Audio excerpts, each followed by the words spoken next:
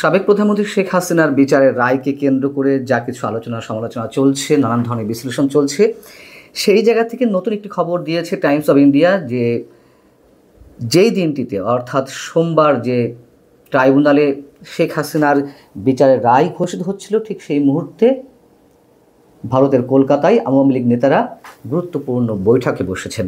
এবং আমরা জানি যে বিবিসি এর আগে একটি রিপোর্ট করেছিল কলকাতাতে আওয়ামী লীগের দলীয় কার্যক্রম চলছে, দলীয় অফিস ভাড়া নিয়ে, যদিও তার কোনো তথ্য প্রমাণ এটি পাওয়া যায়নি।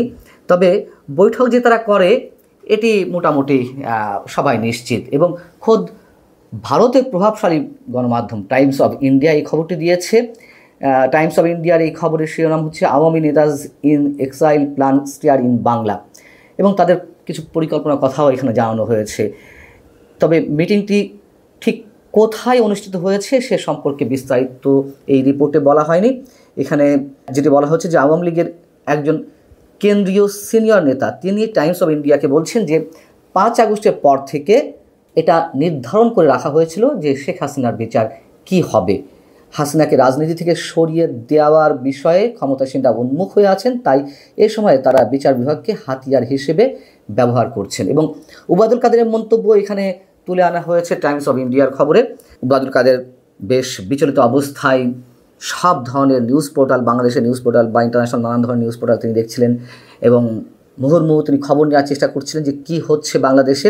টাইমস অফ ইন্ডিয়ার খবরে বলা হচ্ছে যে উবায়দুল কাদের মন্তব্য করেছেন এটি ক্যাঙ্গারু কোর্টের প্রহসনের বিচার। তিনি আদালতের বৈধতা নিয়ে প্রশ্ন তুলেছেন, দাবি করেছেন আওয়ামী লীগ ও শেখ হাসিনাকে নির্বাচন থেকে দূরে রাখতে মিথ্যা অভিযোগে এই মামলা করা হয়েছে, এতে আমরা বিস্মিত নই।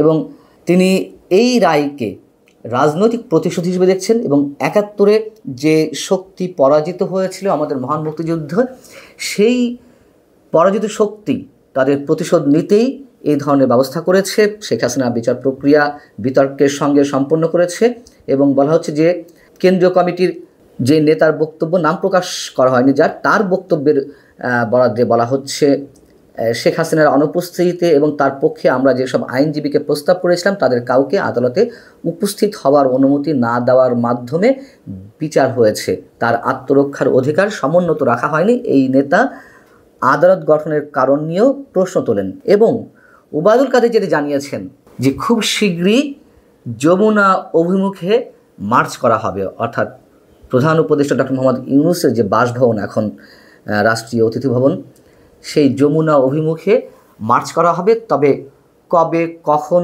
কিভাবে করা হবে এই সব বিষয়ে বিস্তারিত কিছু জানা যায়নি। তিনি বলছেন যে দেশে গণতন্ত্র ফেরাতে এটা হবে অত্যন্ত কঠোর এক আন্দোলন।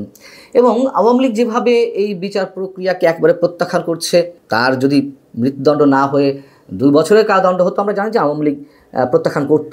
কিন্তু ইন্টারন্যাশনাল কমিউনিটির কি প্রতিক্রিয়া আমি আপনাদেরকে গতকালই জানিয়েছি যে আন্তর্জাতিক গণমাধ্যমে আন্তর্জাতিক নানান পর্যায়ের বিশ্লেষকরা কী ধরনের বক্তব্য মতামত দিচ্ছেন সে বিষয়ে বলেছি। আন্তর্জাতিক মানবাধিকার সংগঠনগুলো কি বলছে? অ্যামনেস্টি ইন্টারন্যাশনালের মহাসচিব অ্যাগনেস ক্যালামার্ড তিনি মন্তব্য করছেন 2024 সালের জুলাই আগস্টে যেই আন্দোলন হয়েছে, ছাত্র বিক্ষোভ হয়েছে, সেখানে যে ভয়াবহ মানবাধিকার লঙ্ঘন হয়েছে তার অবশ্যই তার জন্য যারা দায়ী ব্যক্তিগতভাবে হোক অথবা যেভাবেই হোক তাদের অবশ্যই স্বাধীন এবং সুষ্ঠু বিচারের মাধ্যমে তদন্ত ও বিচারের আওতায় আনতে হবে। কিন্তু এই বিচার ও রায় কোনোভাবেই ন্যায়সঙ্গত নয়। ভুক্তভোগীদের প্রয়োজন ন্যায় বিচার ও জবাবদিহিতা, অথচ মৃত্যুদণ্ড মানবাধিকার লঙ্ঘনকে আরও বাড়িয়ে তোলে। এবং অ্যামনেস্টি ইন্টারন্যাশনাল বলছে যে এই বিচার হয়েছে এমন একটি আদালতে যাকে দীর্ঘদিন ধরে এই সংস্থা অর্থাৎ অ্যামনেস্টি ইন্টারন্যাশনালই স্বাধীনতার অভাব ও অন্যায্য বিচার প্রক্রিয়ার জন্য সমালোচনা করে আসছে।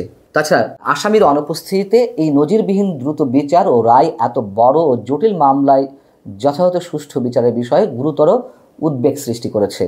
শেখ হাসিনাকে আদালত নিযুক্ত আইনজীবী দিয়ে প্রতিনিধিত্ব করানো হলেও আত্মপক্ষ সমর্থনের প্রস্তুতির সময় ছিল স্পষ্টতই অপ্রতুল।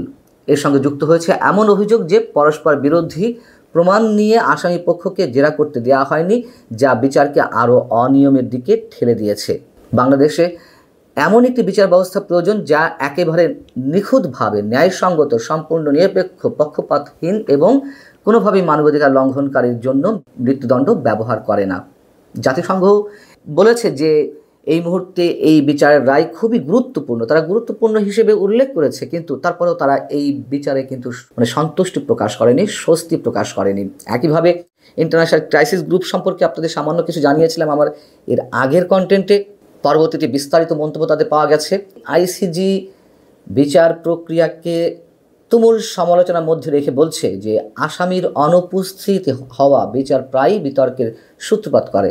এই মামলার ক্ষেত্রে যে দ্রুততার সঙ্গে শুনানি হয়েছে সেটা এবং বিবাদী পক্ষের স্পষ্টত সুযোগ সুবিধার ঘাটতিও সুষ্ঠু বিচার নিয়ে প্রশ্ন তৈরি করে। এসব সমালোচনা বাংলাদেশের ফৌজদারি বিচার ব্যবস্থার দীর্ঘস্থায়ী চ্যালেঞ্জগুলোকে তুলে ধরেছে। 2024 সালের আগস্টে ক্ষমতায় আসার পর দেশটির অন্তর্বর্তী সরকার এসব চ্যালেঞ্জ সমাধান করতে পর্যাপ্ত ব্যবস্থা নেয়নি, অথচ আমরা শুনছি সংস্কার সংস্কার সংস্কার, শুনতে শুনতে আমাদের কান ঝালাপালা হয়ে গেছে। যাই হোক, ইন্টারন্যাশনাল ক্রাইসিস গ্রুপ বলছে এসব সমালোচনা শেখ হাসিনার কর্মকাণ্ড, আওয়ামী লীগ নেতৃত্বের কর্মকাণ্ড বা আইন শৃঙ্খলা রক্ষাকারী বাহিনীর একটি অংশের কর্মকাণ্ডকে হালকাভাবে নেওয়ার জন্য ব্যবহার করা উচিত না। অর্থাৎ তারা যে বলছে যে এই বিচার প্রক্রিয়া সুষ্ঠু প্রক্রিয়ার মাধ্যমে সম্পন্ন হয়নি, আসামির অনুপস্থিতি হয়েছে, কিংবা সাক্ষীদেরকে যথাযথ প্রক্রিয়ায় জেরা করা হয়নি, এই সমালোচনার কারণে আওয়ামী লীগের নেতাদের যে কর্মকাণ্ড, অপরাধমূলক কর্মকাণ্ড কিংবা আইন শৃঙ্খলা রক্ষাকারী বাহিনীর বিরুদ্ধে যে ধরনের অভিযোগ রয়েছে সেগুলোকে হালকাভাবে নেওয়ার কোনো কারণ নেই। যাই হোক, এখন বিষয় হচ্ছে দর্শক, বিচারে কি হবে এটি মোটামুটি শেখ হাসিনার পক্ষের কিংবা শেখ হাসিনার তুমুল বিরোধী সব পক্ষেরই ধারণা জন্মেছিল এবং সেটিই হয়েছে। কিন্তু সেটি যে সমালোচনা ঊর্ধ্বে থাকবে না, বিশেষজ্ঞ মহল যে ধারণা করছিলেন, ঠিক সেটি আন্তর্জাতিক মানবাধিকার সংগঠনগুলো তারা জানিয়ে আসছে। এবং যমুনা অভিমুখে যে মার্চ করার ইঙ্গিত দেওয়া হচ্ছে বা ঘোষণা মোটামুটি এসেছে, কিন্তু কবে, কখন, কোথায়, কিভাবে এগুলো বিস্তারিত জানা যায়নি। সেটি নিয়ে স্বাভাবিক সন্দেহ জাগতে পারে যে এই অবস্থা আওয়ামী লীগ এই কর্মসূচি কতটা গুরুত্বের সঙ্গে পালন করতে পারবে। এবং নিঃসন্দেহে এটি বলা যায় শেখ হাসিনার বিচারের রায় এটি বাংলাদেশের রাজনীতিকে আরও টালমাটাল করবে, সেটি যেভাবেই হোক। এবং এই মন্তব্য খোদ আন্তর্জাতিক বিশেষজ্ঞদের।